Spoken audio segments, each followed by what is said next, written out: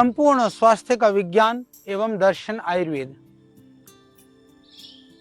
आयुर्वेद के गूढ़ रहस्यों को सरल सुगम शब्दों में आप सब तक पहुंचाने का यह प्रयास, हमें विश्वास है आपको आनंद भी आ रहा होगा और आपकी ज्ञान की अभिवृद्धि भी इससे हो रही होगी।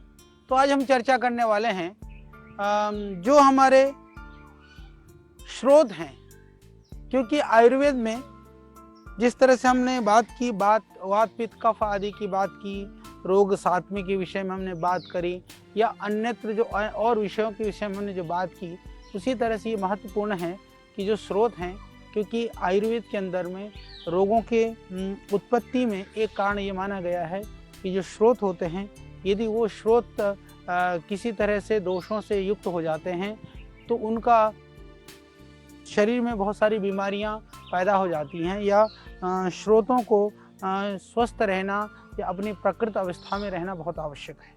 तो अब हम स्रोत और कौन से स्रोत के प्रकोपित होने से क्या बीमारियां हो सकती हैं, ये सारे विषय में आज हम चर्चा करेंगे। तो क्योंकि स्रोत जो है, आपको ये समझना होगा कि आज हम स्रोत की बात इसलिए करने वाले हैं क्योंकि रोगों की उत्पत्ति में बहुत ही स्पष्टतः जो स्रोत हैं शरीर में, इनका बहुत ही महत्वपूर्ण हैं, यानी कि ये महत्वपूर्ण कार्य करने में बहुत सहायक हैं, हम ये कह सकते हैं। तो स्वस्थ रहने के लिए दोषों और धातुओं के समान इन स्रोतों का भी अपनी प्राकृत स्वस्थ अवस्था में रहना बहुत ही जरूरी है।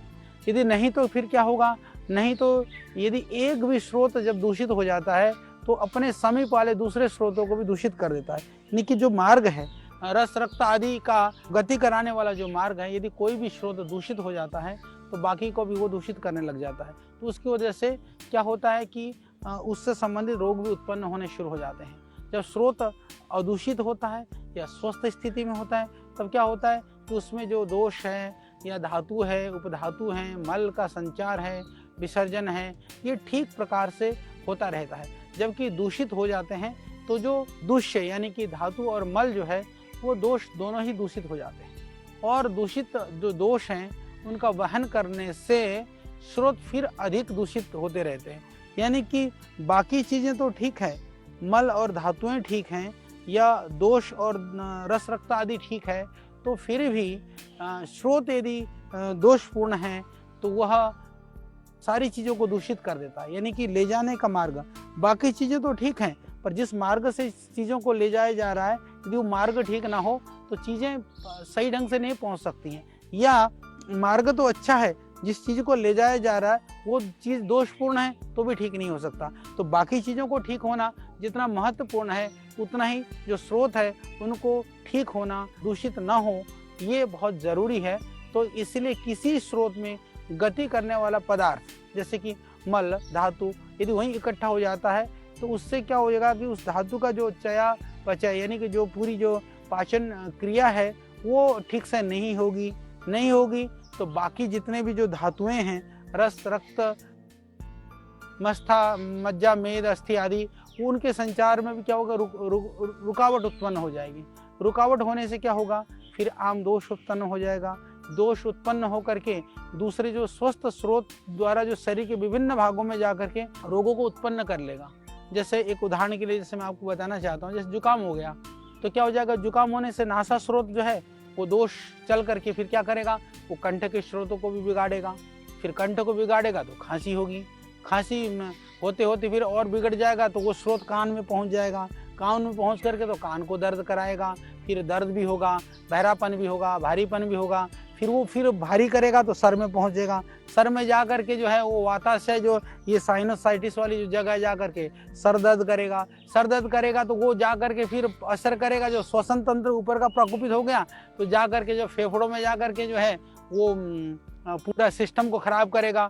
तो फिर उसमें जाएगा तो फिर जो हम श्वसन लेते हैं, जो प्राणवह स्रोत है, उसको उस दोष को जाकर के महास्रोत में जाकर के फिर वहाँ गड़बड़ करेगा, फिर वो नीचे महास्रोत में पहुँच जाएगा, पेट में जाएगा तो फिर वो दस्त पैदा करेगा।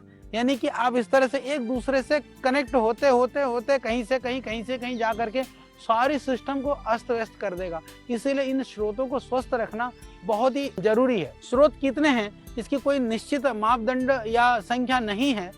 इनमें कहा गया कि शरीर के अंदर छोटे बड़े असंख्य स्रोत हैं। स्रोत मतलब मार्ग, जितने भी हमारी कंडराएं हैं, शिराएं हैं या शरीर के जो दूसरे अंग हैं, उसके अंदर भी जो अंग के अंदर छोटे छोटे सेल्स टिश्यूज हैं, वो सारे हमारे स्रोत के अंतर्गत हम गिन सकते हैं। तो उनमें हम अपनी आँखों से कई सारे अपने आँखों से देख सकते हैं। जैसे हम जो जठरांत्र जो प्रणाली है, धमनियाँ हैं, शिराएं हैं, लसिका है, या जो जनन प्रणाली जैसे मूत्र मलमूत्र आदि प्रणाली है। जबकि कुछ स्रोत बहुत सूक्ष्म हैं, जैसे कि जिसको हम माइक्रोस्कोप से भी मुश्किल से देखा जा सकता है, जैसे कि सूक्ष्म कोशिकाएं हैं। जबकि वो कोशिकाएं जो सेल्स हैं वो हमारे पूरे शरीर के अंदर अरबों खरबों की संख्या में हैं। तो स्रोतों के दूषित होने के कारण बाकी सारी चीज़ें दूषित हो जाती हैं। तो ये बहुत ज़रूरी है कि हम इन मुख्य स्रोतों के विषय में आज हम चर्चा करेंगे, उनके कार्यों के विषय में बात करेंगे और उसको कैसे ठीक किया जा सकता है ये मैं आपको बताने का प्रयास करूंगा। तो पहला जो स्रोत है उसको बोलते हैं प्राणवह स्रोत, यानी जो जीवन शक्ति को करने वाला जो स्रोत है, उसका जो स्रोत का जो नियंत्रक, क्योंकि हर स्रोत का एक नियंत्रक अंग भी है। यानी कि वो नियंत्रक अंग कौन सा है? जो हृदय है या जो भोजन प्रणाली है, उसका जो स्थान है वह प्राणवह स्रोत का स्थान है। और दूषित होने का जो कारण माना गया है, किसी भी तरह के धातु आदि का जो क्षय होना या उनका उसका ज़्यादा प्रयोग करना किसी भी चीज़ का, या बहुत ज़्यादा भूखे पेट रह करके व्यायाम वगैरह करना। तो इस तरह के फिर लक्षण क्या दिखाई देता? लक्षण दिखाई देता है जैसे रुकावट के साथ उथले रूप में या तेज गति से श्वसन क्रिया का होना। दमा रोग भी इसी से संबंधित है। तो इसके लिए फिर हम चिकित्सा क्या करें? चिकित्सा करना हमको श्वसन संबंधित रोगों जैसे दमा आदि के समान चिकित्सा करनी चाहिए, क्योंकि जिस लक्षण में वो स्रोत में जिस स्रोत के अंदर जो विकृति हो, उस विकृति को दूर करने के लिए जो लक्षण दिखाई देते हैं, यानी कि हम हमेशा कहते हैं कि आयुर्वेदिक वह सिम्टोमेटिक ट्रीटमेंट नहीं है, वो सिस्टमेटिक ट्रीटमेंट है। हम पूरे सिस्टम को ठीक करते हैं। इसीलिए कि कौन सा स्रोतस के, कौन सा रस के, कौन से धातु के, कौन से दोष के प्रकोपित होने पर क्या क्या लक्षण होते हैं, ये आयुर्वेद के अंदर बहुत गहनता के साथ बताया गया है। मैं उसी बात को आपको बताने का प्रयास कर रहा हूँ। तो उसी तरह से इसकी चिकित्सा की जाती है। दूसरा जो मुख्य स्रोत है जिसको उदक वह स्रोत कहते हैं, उदक का अर्थ जल होता है। तो जल व द्रव पदार्थों को जो वहन करने वाले स्रोत हैं, तो उनको कंट्रोल कहाँ से करा जाता है? वो कंट्रोल करा जाता है तालु से, क्लोम से। ये इनके दूषित होने के कारण से जो है अधिक गर्मी लगती है। इसीलिए शास्त्रों में कहा गया शीतली और शीतकारी प्राणायाम करने से, तो इससे तालु के अंदर ठंडक पहुंचती है। ठंडक पहुंचती है तो जलीय अंश की वृद्धि होती है। योग में भी, तो आयुर्वेद में भी कहते हैं कि ये नियंत्रक जो अंग हैं ये हैं तालु है, क्लोम है। तो इसके कारण से क्या होता है? अधिक गर्मी होती है और लू लगती है। तो इससे इसका कारण है अपच होना, शराब आदि ऐसे मादक द्रव्यों का सेवन करना, रूखे भोजन ज़्यादा खाना, अधिक प्यासा रहना। तो इसके लिए ज़्यादा गर्मी लगती है। तो हमने बताया कि योग और आयुर्वेद में कोई फ़र्क नहीं है, यौगिक क्रियाओं के द्वारा भी आप ठीक कर सकते हैं। तो इसके जो लक्षण हैं वो तालु, ओठ, जीवा, कंठ, ये सब जो सूखते हैं। और दूसरी चिकित्सा की यदि बात करें तो जैसे तृष्णा, अधिक प्यास जब लगने पर जो चिकित्सा करते हैं, यानी कि उष्णता बढ़ने के लिए जो शीतलता प्रदान करने वाले जो उपाय हैं, हमको उसको करना चाहिए। इसी तरह से जो अन्नवह स्रोत हैं, अन्नवह स्रोत उनको कहा जाता है जब हम भोजन मुंह में लेते हैं, लेने के बाद में वो जब हम निगलते हैं, निगलने के बाद जो पेट की तरफ ले जाने वाले जितने भी स्रोत हैं, यानी इनको हम नियंत्रक अंग के रूप में देखें। अन्नवह स्रोत के लिए आमाशय है। आमाशय का विशेष करके जो बायां भाग है उसको इसका नियंत्रक अंग माना गया है। यदि ये दूषित हो जाता है तो क्या हो जाता है कि असमय में अधिक मात्रा में भोजन करते हैं। जो कारण क्यों दूषित हो जाता है, असमय में यदि अधिक भोजन खाता है आदमी, या अपथ्य आहार का सेवन करता है, या मंदाग्नि हो जाती है, तो लक्षण भी वही है। मंदाग्नि होने से भूख का नष्ट हो जाना, अरुचि होना, अपच होना, उल्टी होना। तो इन सब के लिए, जैसे जो आयुर्वेद के अंदर आम दोष के लिए, अपच के लिए, इंडाइजेशन के लिए जो चिकित्सा बताई गई है, तो इसको आप इस तरह से समझ सकते हैं कि जो भी कारण से जो भी जो दोष बढ़ा हुआ है शरीर में, उन कारणों की चिकित्सा करने पर वो सारे जो अंग हैं या सारे जितने भी शरीर के अंदर जो नियंत्रक जितने भी हमारे स्रोत हैं वो स्वतः ही रोग मुक्त होने लगते हैं। पर हम इसको और गहराई से समझाने के लिए ये स्रोत की जो बात है वो आयुर्वेद के अंदर बहुत ही महत्वपूर्ण है, इसके लिए इसको समझाया गया है। इसी तरह से जो हमारा रस वह स्रोत है, आहार रस लसिका आदि जो वहन करने वाले जो स्रोत हैं उसको रसवाह स्रोत कहा जाता है। यदि नियंत्रक अंगों की बात करें तो लसिका की जो वहन करने वाले जो स्रोत हैं वो हृदय हैं।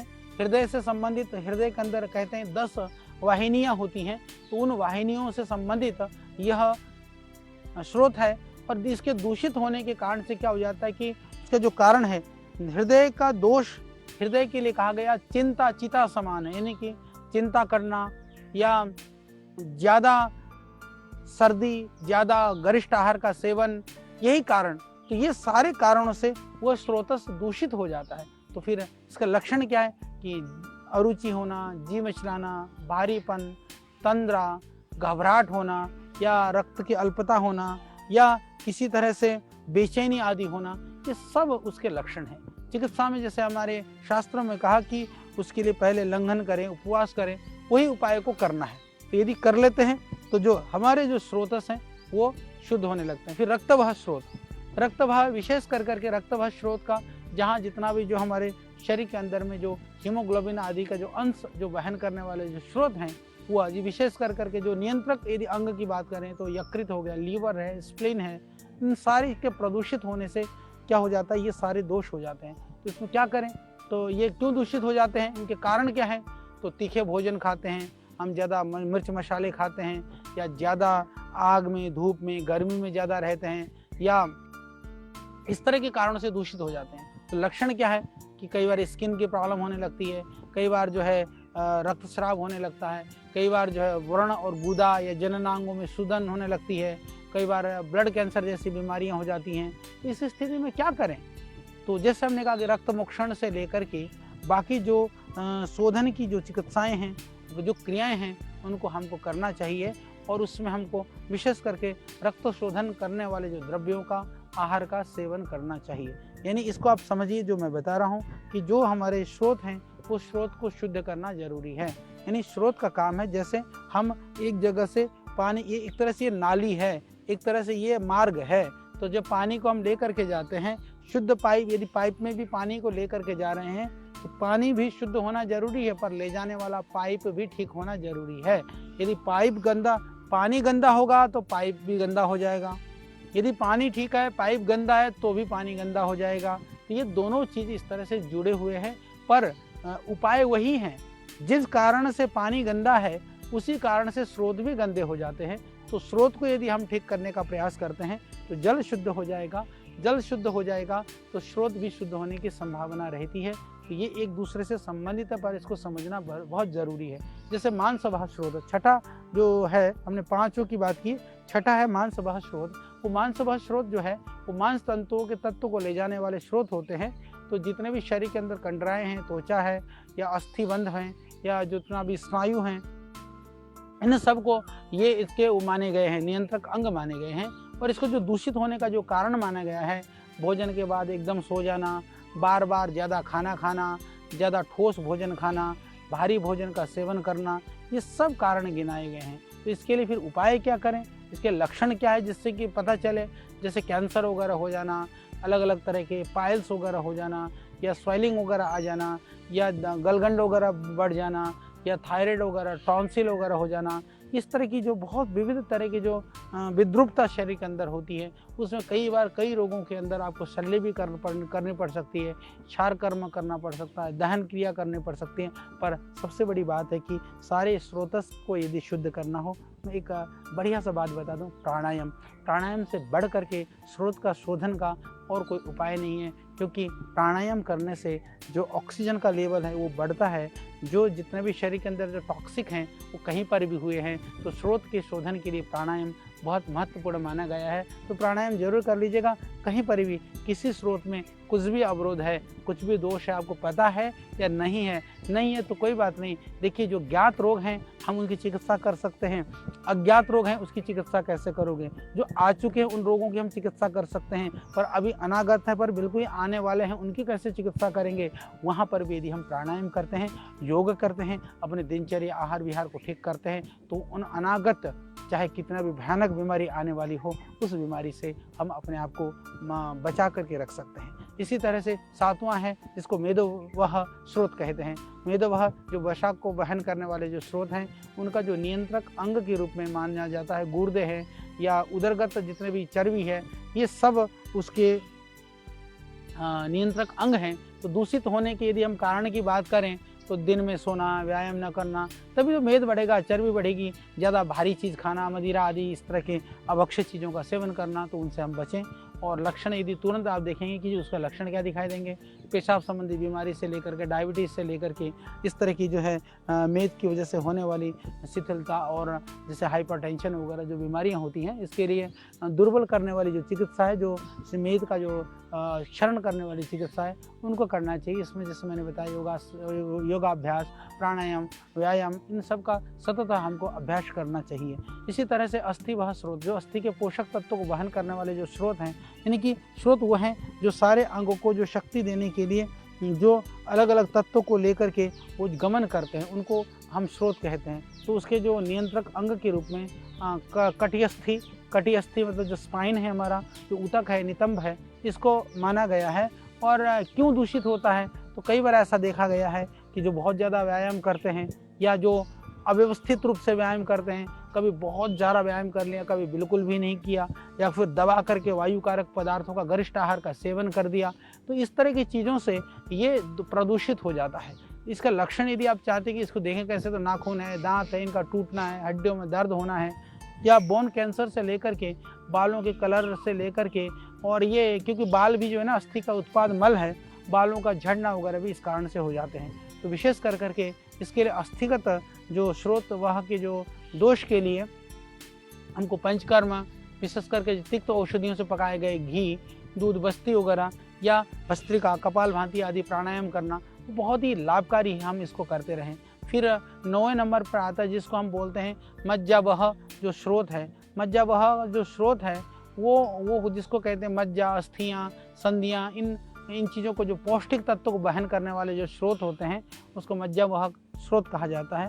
उसका जो नियंत्रक जो अंग हैं, जहाँ से उनका कंट्रोल और नियंत्रण होता है, उसको हम अस्थियाँ या संधियाँ बोलते हैं, जो विशेष कर करके जितने भी शरीर के अंदर जो संधियाँ होती हैं। और ये दूषित क्यों हो जाते हैं? वृद्धाहार। वृद्धाहार आयुर्वेद में बहुत महत्वपूर्ण कड़ी है, इसकी हम आगे चर्चा करेंगे, आपको बहुत ही आनंद आएगा। यदि मोटे तौर पर कहें तो जैसे गर्म पदार्थों के साथ शहद, यानी कि बहुत तेज़ गर्म के साथ नहीं लेना चाहिए, या जो मछली खाते हो तो मछली के साथ दूध कतापी नहीं लेना चाहिए।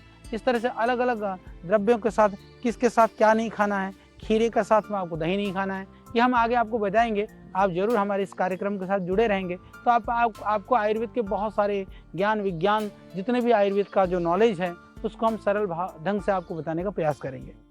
तो इसी तरह से दूसरा कारण होता है जो शरीर में चोट लगना या मज्जा में चोट लगना। तो इसके लक्षण क्या होंगे? तो जैसे जोड़ों में दर्द हो जाना, मूर्छा हो जाना, इस मेमोरी लॉस हो जाना, आंखों में जैसे कभी अंधेरा वगैरह छा जाना, या बड़े बड़े घाव, फोड़े फुंसी वगैरह होना, ये सब कारण है। इसकी चिकित्सा में क्या करें? तिक्त रस वाले पदार्थों का हम सेवन कर लें, उचित समय पर उचित मात्रा में जो दोषों का विसर्जन हो सके, तो ये बात। तो इसके अलावा 10वां जो है वो है शुक्र वह स्रोत, जहाँ शुक्र और रज और उनके लिए जो पोषक तत्व ले जाने वाली वहाँ नाड़ियाँ हैं, उनको ऐसा कहा जाता है। तो इसमें नियंत्रक अंग कौन सा है? अंडकोश और महिलाओं के लिए डिम्बाशय। ये दो, इनका दूषित होने का कारण क्या है कि जैसे अप्राकृतिक मैथुन जो करते हैं, या मैथुन की अधिक होना, या बिल्कुल ही मैथुन की इच्छा को एकदम दबाना।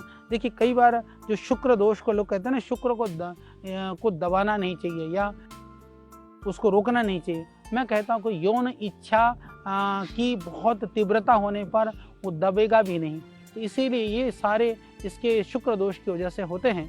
और शुक्र वह जो संस्थान के एक तरह से विकृति से होते हैं। तो इसमें आपको जो लक्षण दिखाई देते हैं, नपुंसक होना या पुरुषत्व का अभाव होना, गर्भपात हो जाना, विकृत गर्भ का होना, तो इसकी चिकित्सा क्या है? चिकित्सा, सबसे बड़ी चिकित्सा है संयम, ब्रह्मचर्य का पालन, इंद्रियों को संयम कर लेना, सात्विक और संतुलित पुष्ट कर जो है आहार का सेवन करना, प्राणायाम करना, योग ध्यान समाधि में आनंद से रहना, तो ये सारे दोष दूर हो सकते हैं। तो 11वें में मूत्र वह स्रोत, मूत्र को बहन करने वाले जो स्रोत हैं उनको जो बस्ती और गुर्दे के द्वारा इसको नियंत्रण किया जाता है। विशेष कर करके इनके दूषित क्यों हो जाते हैं? मूत्र को रोकना और ज़बरदस्ती मूत्र के वेग के साथ भोजन कर लेना। इसीलिए हमारे यहाँ भोजन करने से पहले मूत्र विसर्जन, भोजन करने से पहले हाथ पैरों का प्रक्षालन, ये सब शास्त्रों में कहा गया है। उसका पालन करेंगे तो जो है आप उस मूत्र त्याग में जो अधिक मात्रा में होना, बिल्कुल ना होना, बार बार पेशाब होना, इस तरह के रोगों से भी आप बचेंगे। तो इसमें जैसे मैंने बताया कि उपाय यदि हम थोड़ा सा सावधानी से करें। 12 है पुरुष वह स्रोत, पुरुष का जो वहन करने वाला स्रोत में नियंत्रक यदि अंग की बात करें तो बड़ी आंतें हैं या मलाशय है, ये दूषित होने से क्या हो जाता है कि इसका कारण है मल को रोकना या भोजन पहले से पचने से पहले भोजन खा लेना। लक्षण जो है अधिक मात्रा में मल हो जाता है, कम होता है, कब्ज हो जाते हैं, दस्त लग जाते हैं, या फिर जैसे कब्ज की, दस्त की जो लक्षण दिखाई देते हैं उस स्रोतस में, यानी कि उस दोनों चीज़ें मांस मज्जा ये धातुएं भी हैं, उन धातुओं के साथ साथ में वो धातुओं का जो ले जाने वाले जो स्थान है, वो जिन अंगों से उनका गमन होता है वह वो स्रोत हैं। तो जो धातुओं के दूषित होने पर जो हम करते हैं, जिस अंग के दूषित होने पर जो हम चिकित्सा करते हैं, वही चिकित्सा स्रोत के लिए भी करनी चाहिए।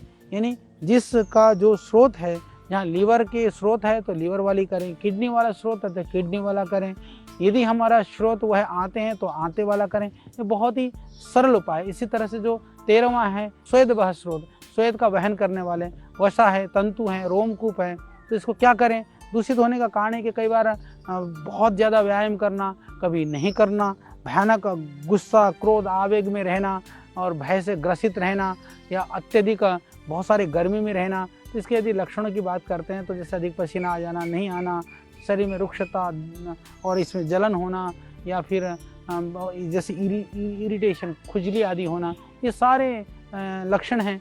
तो चिकित्सा में शरीर को शोधन करने वाली चीज़ों को करें। जैसे ज्वर में हम शरीर का शोधन करते हैं, स्वेदन को लाने वाली चिकित्सा करते हैं, उस तरह से करें।